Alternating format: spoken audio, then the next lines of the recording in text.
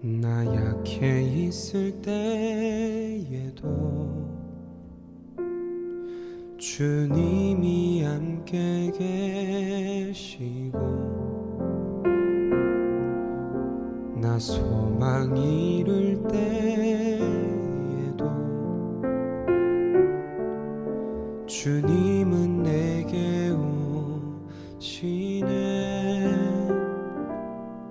나 시험 당할 때에도 주님이 지켜주시고, 나 실망 당할 때에도 주님이 위로하시네.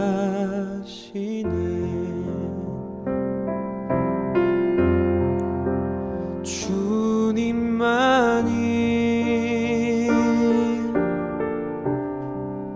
내 힘이시며,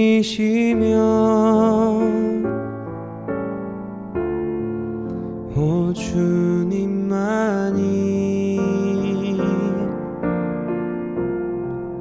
날 도우시네. 오 나의 주님, 내 아버지여, 오 나의 주님, 내 사랑이여.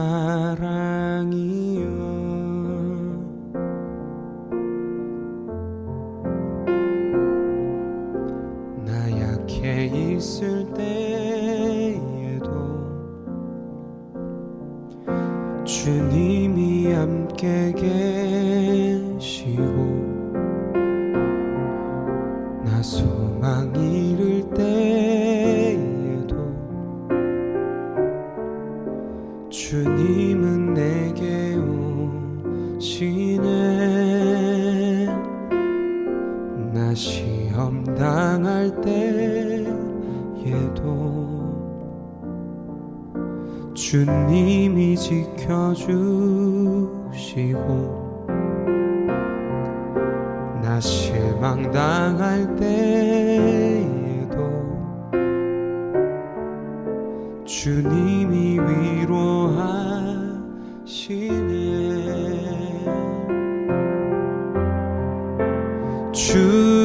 주님만이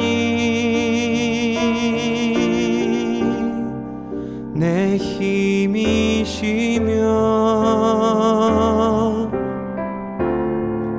오 주님만이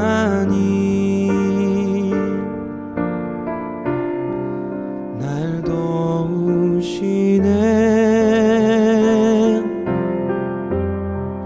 오 나의 주님, 내 아버지여, 오 나의 주님,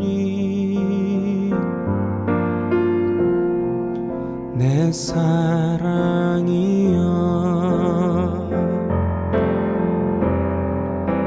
주님만이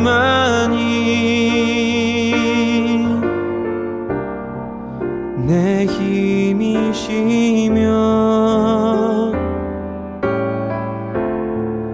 오 주님만이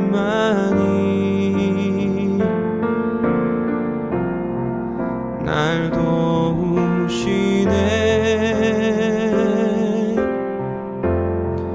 오 나의 주님,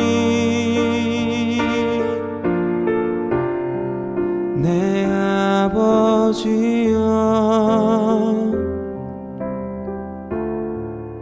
오 나의 주님,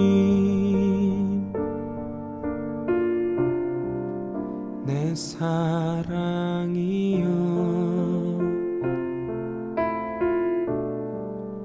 오 나의 주님,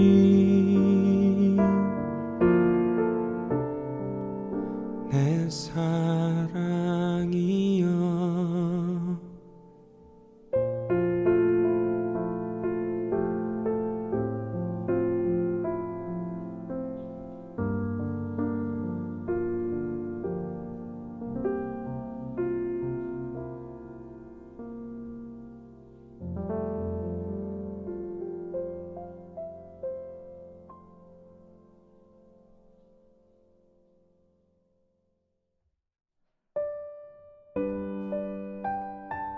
석 달 후에 우리가 그 섬에서 겨울을 난 알렉산드리아 배를 타고 떠나니 그 배의 머리 장식은 디오스쿠로라. 수라구사에 대고 사흘을 있다가 거기서 둘러가서 레기온에 이르러 하루를 지낸 후 남풍이 일어나므로 이튿날 보디올에 이르러 거기서 형제들을 만나 그들의 청함을 받아 이레를 함께 머무니라. 그래서 우리는 이와 같이 로마로 가니라. 그곳 형제들이 우리 소식을 듣고 아비오 광장과 트레이스 타베르네까지 맞으러 오니 바울이 그들을 보고 하나님께 감사하고 담대한 마음을 얻으니라.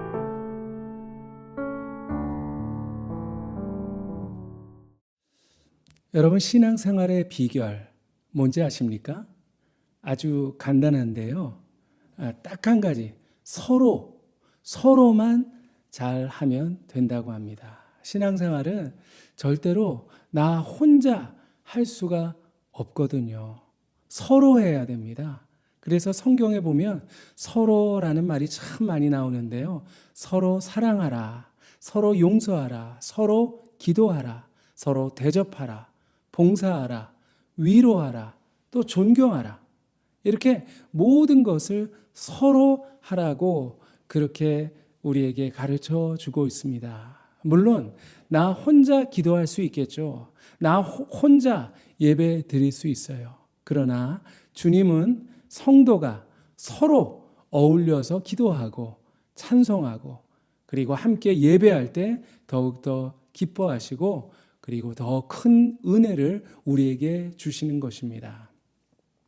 얼마 전에 기독교 TV 방송에서 우리가 잘 아는 조혜련 씨와 박미선 씨가 함께 이스라엘 성지 순례를 하는 그런 영상을 보게 되었습니다. 그런데 성지 순례를 출발하기 전에 그만 이 조혜련 씨가 축구를 하다가 다리를 다치고 말았어요. 과연 이번 이 여행을 잘 할 수 있을까 걱정이 많이 되었다고 합니다. 그러나 조혜련 집사님, 박미선 권사님 이렇게 서로 붙잡아주고 또 서로 대신해주고 또 힘들 때는 서로 위로해주고 기도해주고 그리고 때로 함께 찬송도 부르면서 정말 즐겁게 성지 순례를 하는 모습을 보았습니다. 그래서 그런지 하나님께서도 도와주셨어요. 평소에는 아주 사람들이 북적북적 거리던 그런 장소도 한가하게 해주시고 또 아무나 들어갈 수 없는 장소에도 들어갈 수 있도록 여건도 허락해 주셔서 더 은혜로운 성지 순례가 될 수 있었습니다. 여러분, 물론 성격도 다르고 생각도 다른 사람들이 함께 한다는 것 결코 쉬운 일이 아닙니다. 내가 손해 봐야 할 때도 있고요. 그리고 내가 희생해야 될 때도 있습니다. 그리고 자존심을 굽혀야 할 때도 있고 또 내 것을 양보해야 할 때도 있는 것이죠. 그럼에도 불구하고 함께해야 신앙생활 승리할 수가 있는 것입니다. 사도 바울이 극한의 그 고통 가운데서도 끝까지 굴하지 않고 사명을 잘 감당하고 그리고 믿음에서 승리할 수 있었던 것 바로 서로에게 힘이 돼주고 용기가 돼주었던 성도의 교제가 있었기 때문입니다. 바울은 여러 차례 먼 곳으로 선교 여행을 다니면서 많은 고난을 겪었어요. 정말 고난이란 고난은 다 경험했습니다. 때로 매를 맞기도 하고요. 파선을 당하기도 하고 굶주리기도 하고 그리고 헐벗기도 했습니다. 사도행전 28장에 보면 멜리데 섬에서 독사에 물려서 죽을 뻔한 그런 일이 있었는데 하나님의 특별한 돌보심으로 다시 회복할 수 있었어요. 그래서 배를 타고 이제 로마를 향해서 출발하게 됩니다. 수라구라 레기온을 지나서 보디올이란 곳에 머무르게 되었는데 그곳에서 믿음의 성도들을 만나게 됩니다. 정말 머나먼 타양, 고된 여정 가운데 뜻밖의 만난 믿음의 형제들과 함께 일주일 동안 교제하면서 다시 힘을 얻고 그리고 위로를 받게 되죠. 그리고 이제 그들과 드디어 작별을 하고 드디어 목적지 로마에 도착하게 됩니다. 그런데 그곳에서 어떤 일이 있었을까요? 오늘 15절 말씀에 그곳 형제들이 우리 소식을 듣고 아비오 광장과 트레이스 타베르네까지 맞으러 오니 바울이 그들을 보고 하나님께 감사하고 담대한 마음을 얻으니라. 로마에 있는 믿음의 형제들이 바울이 로마에 온다는 소식을 듣고 한 걸음에 달려 나왔어요. 그리고 그를 따뜻하게 맞이해 주었습니다. 지금 바울은 죄수의 몸이 되어서 황제에게 재판을 받기 위해서 가는 길입니다. 앞으로 어떤 핍박과 어떤 위험이 기다리고 있을지 여러분 얼마나 걱정이 되었을까요? 물론 위대한 사도였어요. 그러나 그 역시 인간이었습니다. 혹시나 내가 죽음을 맞이하게 되는 건 아닌가? 아마 두려움이 몰려왔을 거예요. 그런데 뜻밖의 한 걸음에 달려와 준 성도들의 환대로 모든 두려움과 걱정에서 벗어나서 다시 복음의 열정과 그리고 주님이 주신 담대함으로 충만하게 되었던 것이죠. 여러분 곁에도 함께 믿음 생활하는 그리스도인들이 있을 것입니다. 오늘 본문을 통해서 성도가 어떻게 하면 서로에게 힘이 되고 그리고 서로에게 위로가 될 수 있는 그런 존재가 될 수 있는지 함께 살펴봤으면 좋겠습니다. 우선 성도는 함께 해야만 합니다. 오늘 14절에 보면 바울이 보디올에서 믿음의 형제들을 만나서 어떻게 했죠? 함께 머물렀다. 그렇게 말씀하고 있어요. 여러분, 성도의 교제 뭐 특별한 게 아니에요. 성도가 함께 하는 것, 성도가 함께 머무는 것, 그것이 바로 교제입니다. 성도가 함께 머물 때 그곳에 주님의 은혜와 주님의 축복이 임하게 되어 있습니다. 초대교회 성도들의 특징 가운데 하나는 바로 모이기를 힘썼다라고 하는 것이죠. 날마다 성전에 모이고 그리고 날마다 가정에 모였어요. 우리가 잘 아는 히브리서 10장 25절 말씀에 모이기를 피하는 어떤 사람들의 습관과 같이 하지 말고 오직 권하여 그들이 가까움을 볼수록 더욱 그리하자, 더욱더 모이자 말씀했습니다. 그렇습니다. 우리 그리스도인 하나하나는 너무나도 연약합니다. 그러나 우리가 함께 모이면 능력이 나타나는 거예요. 오순절 마가의 다락방에 성도들이 함께 모였습니다. 그러자 어떻게 됐죠? 성령이 그들 가운데 임했습니다. 두세 사람이 내 이름으로 모인 곳에 나도 그들 가운데 있으리라. 주님 약속하셨습니다. 연약한 양들도 함께 모여 있으면 늑대가 함부로 넘볼 수가 없어요. 그러나 양들이 뿔뿔이 흩어지게 되면 바로 늑대의 공격 대상이 되는 것이죠. 기회가 있을 때마다 성도들은 함께 모여야 합니다. 성도의 모임 가운데 주님도 분명히 함께 하시고 그리고 위로와 담대함으로 충만하게 하실 것입니다. 그리고 성도가 서로에게 힘이 되기 위해서는 서로 돌아보아야 합니다. 오늘 15절 말씀에 바울이 로마에 도착했을 때 그 소식을 듣고 교우들이 아비오 광장과 트레이스 바베르네까지 맞으러 왔어요. 자, 그들에게도 분명 할 일이 있었을 거예요. 하지만 만사를 다 제쳐놓고 달려왔어요. 반갑기도 하고 그리고 한편으로 걱정도 되어서 단숨에 찾아온 것입니다. 히브리서 10장 말씀에 서로 돌아보아 사랑과 선행을 격려하라 했습니다. 그래요. 성도는 서로 돌아보아야 합니다. 누가 아픈지, 누가 힘든지, 누구에게 어떤 문제가 있는지 서로 살피고 그리고 돌아봐야 하는 것이죠. 나 몰라라 하는 것, 이것은 사랑이 아닙니다. 로마서 12장 말씀에도 즐거워하는 자들로 함께 즐거워하고 우는 자들로 함께 울라 했습니다.